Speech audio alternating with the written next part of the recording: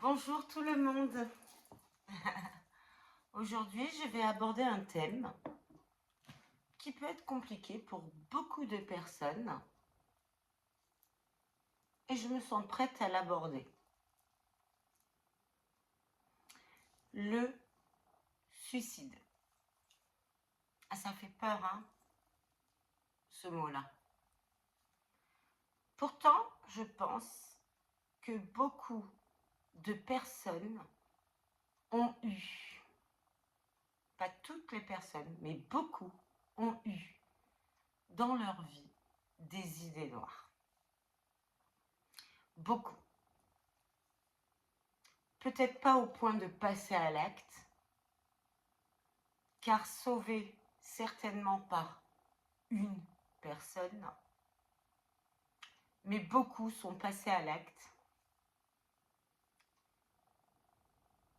Je ne dis pas que ces personnes-là qui sont passées à l'acte ont réussi leur acte. Certaines personnes ont pu être sauvées et d'autres y sont restées. Alors j'aborde ce thème qui n'est pas très gai, vraiment pas très gai, mais en même temps, il faut en parler. Alors il faut en parler. Moi je vais en parler parce que je souhaite que les gens comprennent un peu ce qu'il en est et que le terme solidarité est très important pour les personnes qui sont en souffrance. Alors moi, ma première expérience par rapport au suicide, je vais vous la raconter.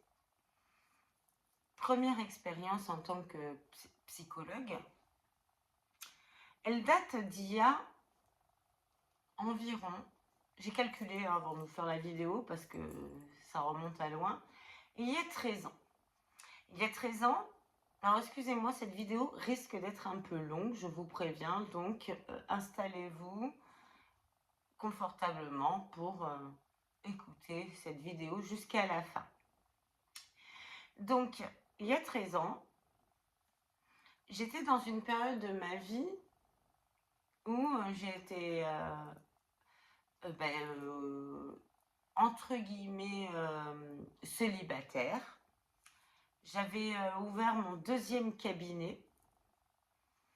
Je recevais beaucoup de personnes dans ce cabinet-là, enfin comme dans tous mes cabinets que j'ai ouverts, mais bon là oui, c'est une période qui était chouette pour moi, mais qui faisait, qui donnait lieu à une forme de résilience de ma part parce que j'avais vécu un traumatisme dans ma vie dans lequel, duquel, on va dire, duquel je me suis sortie grâce à l'intervention de deux personnes qui m'ont permis de me mobiliser pour avoir cette pulsion de vie et ouvrir avec force ce nouveau cabinet qui a très bien marché, vraiment. En plus de ça, j'avais un enfant, on va dire en bas âge, et je me devais d'être une mère nourricière pour lui. Voilà. À ce moment-là, c'était quand je débutais cette ouverture-là de cabinet. C'était du côté de Toulouse, dans la région toulousaine. Donc j'étais surchargée de travail à ce moment-là. Et j'ai l'adjointe au maire qui est venue taper à ma porte parce que j'avais la plaque sur ma porte. J'étais la seule psychologue dans ce village-là, dans la région toulousaine. Et l'adjointe au maire est venue taper à ma porte, donc j'ai ouvert ma porte. Et elle se présente et elle me dit, voilà, dans un quartier à côté, Il y a une personne qui s'est suicidée par pendaison. Et dans ce quartier-là, tout le monde est choqué. Que ce soit les parents du quartier. C'est un peu un quartier comme comment vous expliquer, comme à la Desperate Housewives. C'est-à-dire que tout le monde se connaissait dans ce quartier. Mais moi, bon, je ne savais pas à ce moment-là. Et elle me dit, voilà, il y a une intervention par hélicoptère, etc. Et tout le monde est choqué.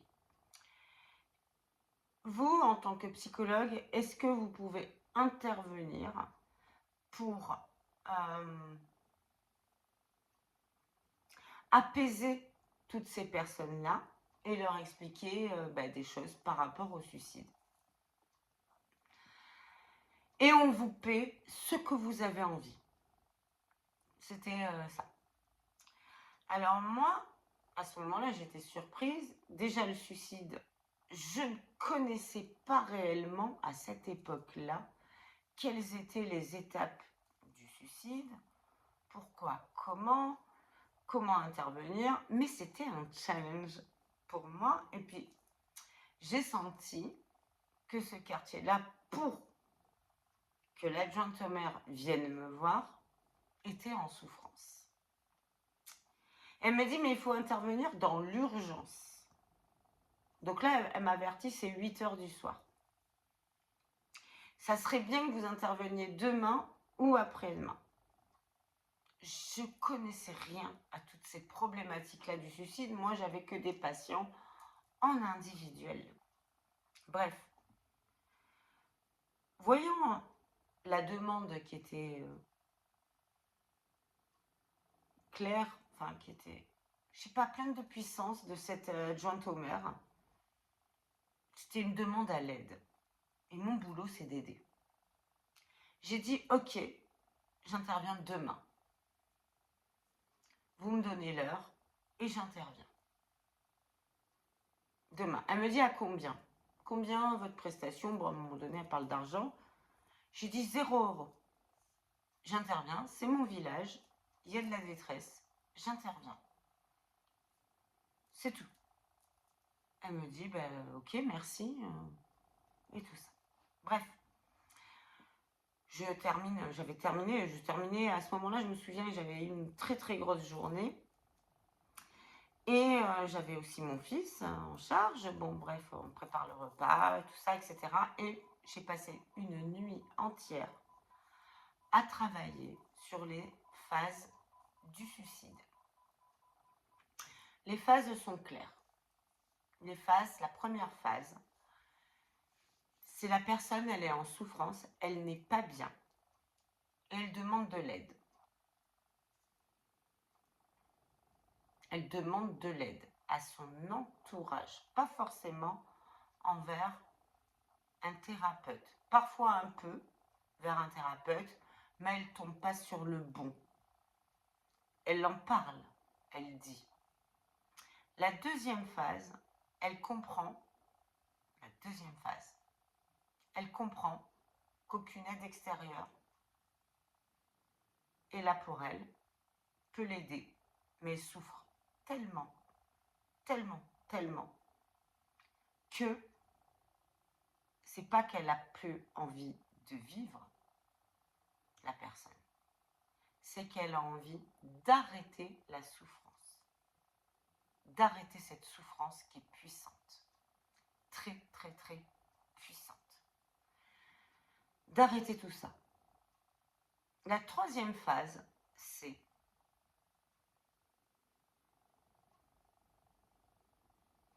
le Q, quand, comment.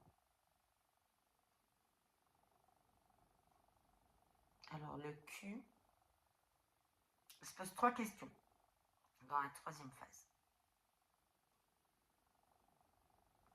Quand? Se dire que la seule solution, c'est de mourir pour arrêter la souffrance. Comment? Et il y en a un troisième, mais excusez-moi, il vient pas.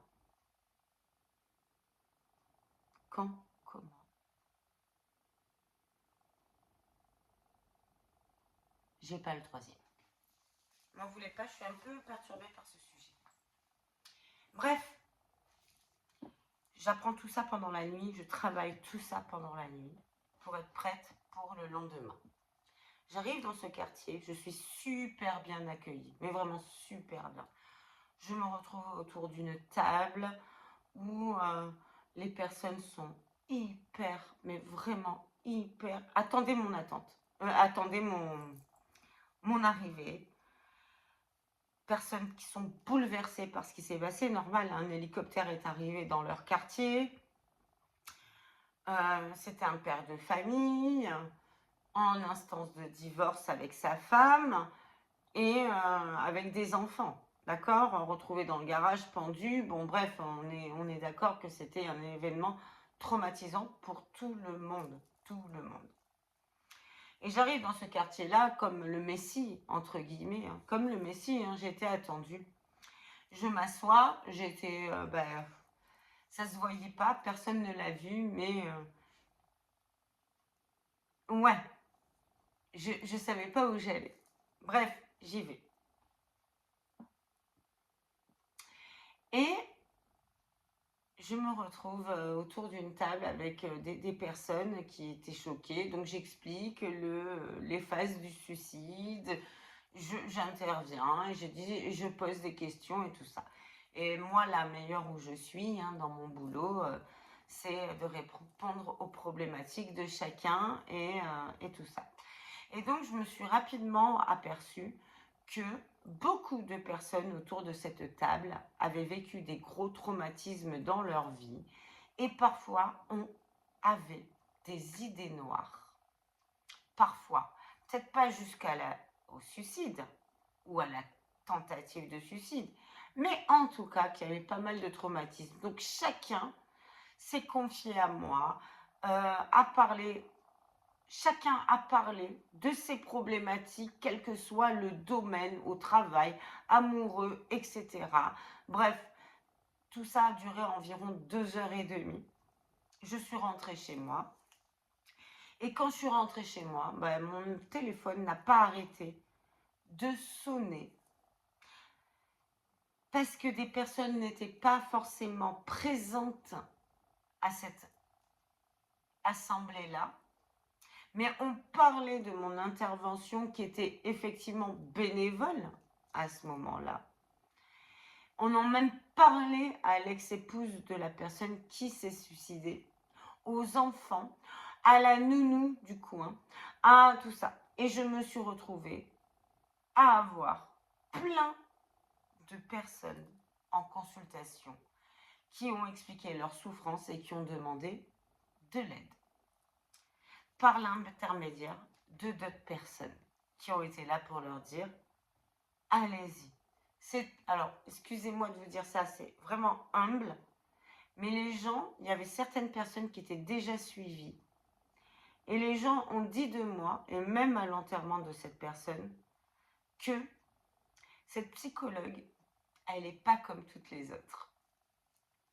C'est vrai que je ne suis pas comme toutes les autres, mais après je plais ou je plais pas. Des fois, ça plaît pas. Bref, je suis ressortie de là, effectivement, en donnant, j'ai été clairement surprise par toutes ces personnes qui à la sortie, par l'intermédiaire de d'autres personnes, ont demandé de l'aide. Et c'était une superbe aventure.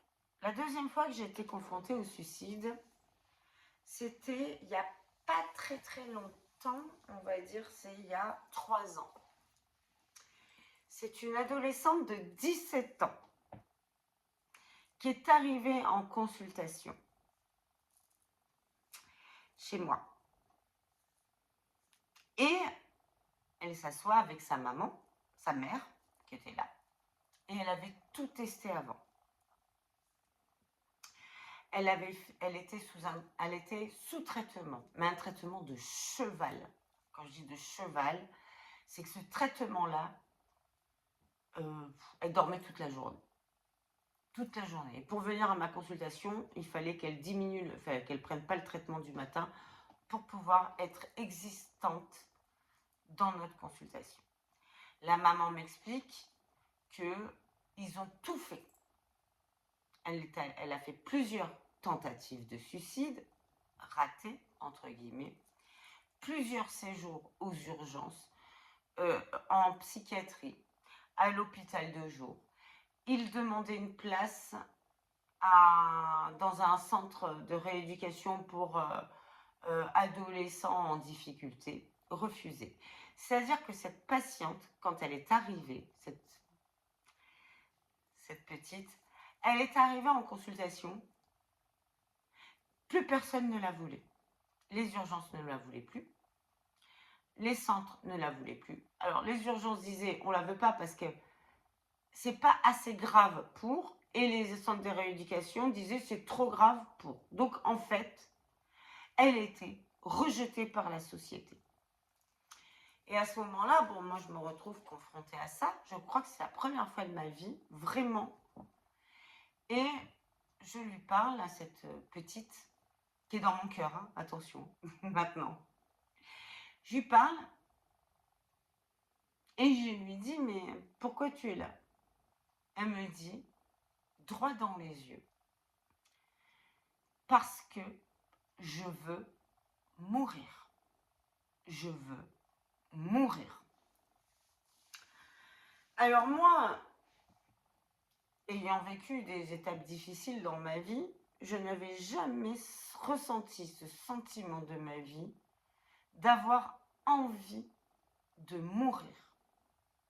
Par contre, à travers ses yeux, j'ai ressenti son envie réelle de mourir. Réelle. Réelle. Et j'ai vu une maman qui a tout fait pour sa fille, qui a tout fait à ce moment-là pour l'en sortir, et qui me l'amène, et je crois qu'à ce moment-là, et elle me le dit, vous êtes notre dernier espoir. Mais moi, je suis face à une ado de 17 ans qui est complètement bouffée par les médicaments et qui n'a qu'une envie, c'est qu'on lui foute la paix. Elle veut mourir. Mais dans ses yeux, elle me dit, aide-moi. Bref, pour vous raconter la petite histoire, j'ai suivi cette petite qui avait tous les traitements du monde, hein, de cheval, un traitement de cheval.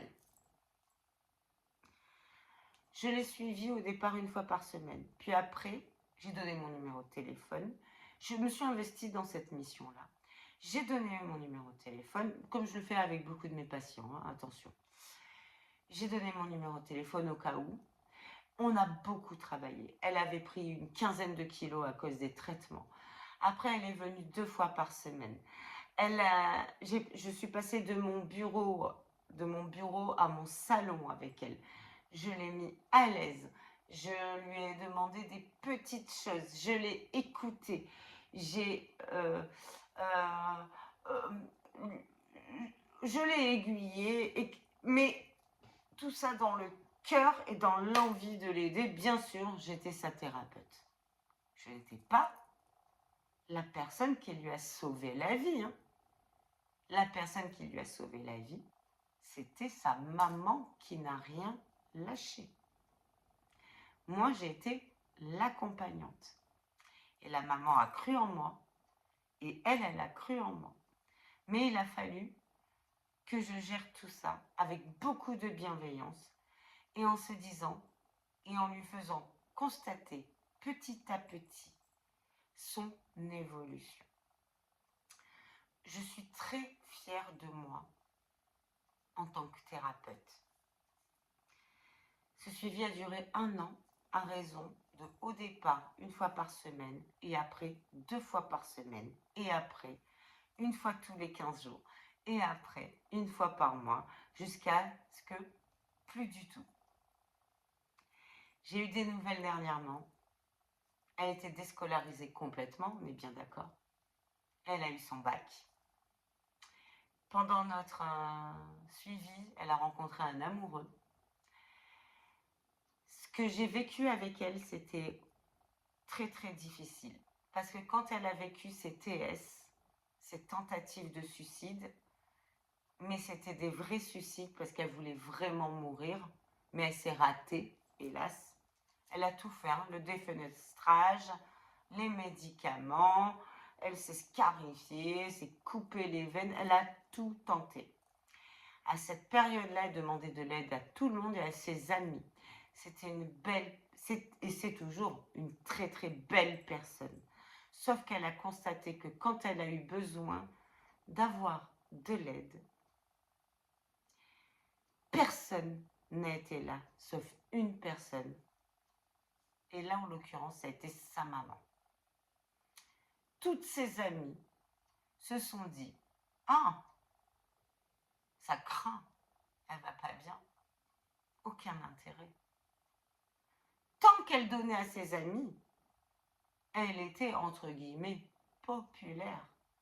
Dès qu'elle n'a pas été bien, parce que des traumatismes, évidemment, hein, on n'arrive pas à cet état-là si on n'a pas vécu des traumatismes. Traumatisme, dépression, envie de mourir. C'est ça, la règle. Et bien là, tout le monde l'a laissé tomber. Et ce qui s'est passé dans sa tête, c'est qu'elle s'est dit, quand elle a voulu mourir, et quand elle a vu, après, quand elle a demandé de l'aide, elle a dit « je vais pas bien » à tout son entourage, une seule a répondu présente, et ce ne sont pas ses amis. Et elle s'est rendue compte que, même si elle venait à mourir, ben, son enterrement, il n'y avait personne de cœur. Il y aurait eu certainement du monde, mais du faux semblant, pas de cœur. Voilà. Donc aujourd'hui, cette personne ben, s'en est sortie. Elle va très très bien. Elle a réussi son bac, elle continue dans ses études. Et on va dire que tout ne sera pas toujours rose.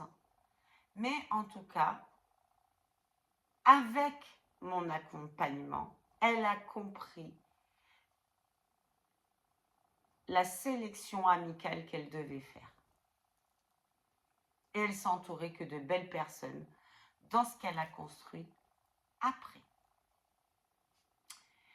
Donc, beaucoup de cœur pour elle et beaucoup de satisfaction pour moi dans cet accompagnement, qui a été une grande réflexion pour moi. Mais je suis très heureuse pour elle. Donc, vous voyez, dans la vie, le suicide est très très mal vu. Les personnes qui se rendent compte que les personnes qu'ils aiment sont arrivées à mourir par le biais d'une tentative de suicide ressentent de la culpabilité et de la colère. Et viennent en consultation aussi chez moi pour déculpabiliser et enlever leur colère. Mais moi, j'ai envie de vous dire, maintenant avec beaucoup de recul, que quand une personne vous demande de l'aide, c'est-à-dire qu'elle est à la première étape et qu'elle vous demande de l'aide, répondez à cette personne. Prenez les choses au sérieux. Parce que quand elle arrivera à la dernière étape et qu'elle ne se sera pas ratée, cette fois-ci, il ne faudra pas culpabiliser. Il ne faudra pas. La personne qui arrive à la tentative, ne serait-ce que de suicide, c'est peut-être certes un appel au secours, mais dites-vous bien que dans sa tête, la tentative de suicide a été simplement ratée et ce qu'elle voulait à ce moment-là, c'était mourir. Ne minimisez pas les choses.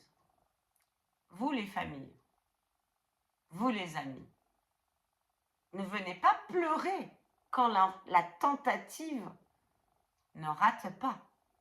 en disant « Oh, si j'avais su !» Ne pleurez pas là-dessus. Si j'avais su.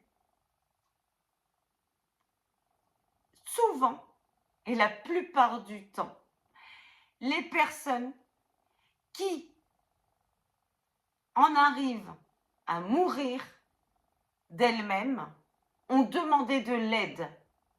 Peut-être pas à tout le monde, mais au moins à 1, 2, 3 personnes.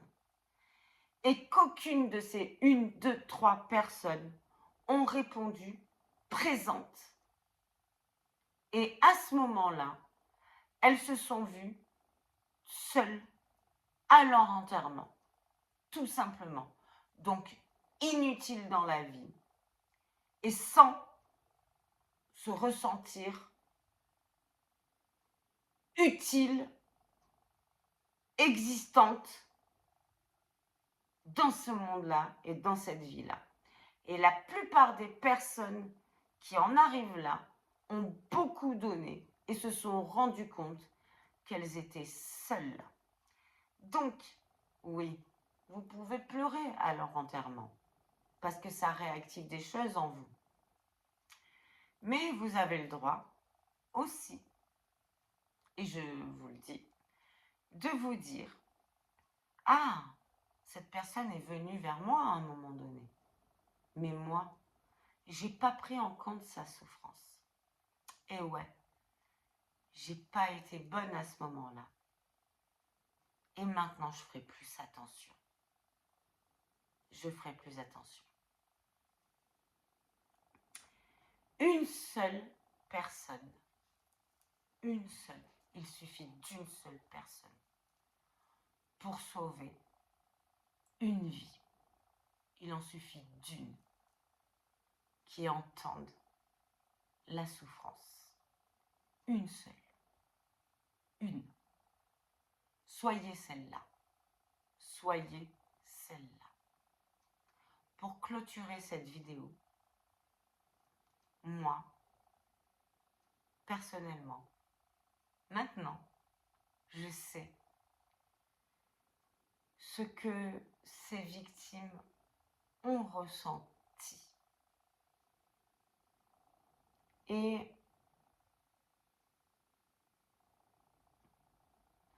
je souhaite faire un hommage à Cathy, ma cousine.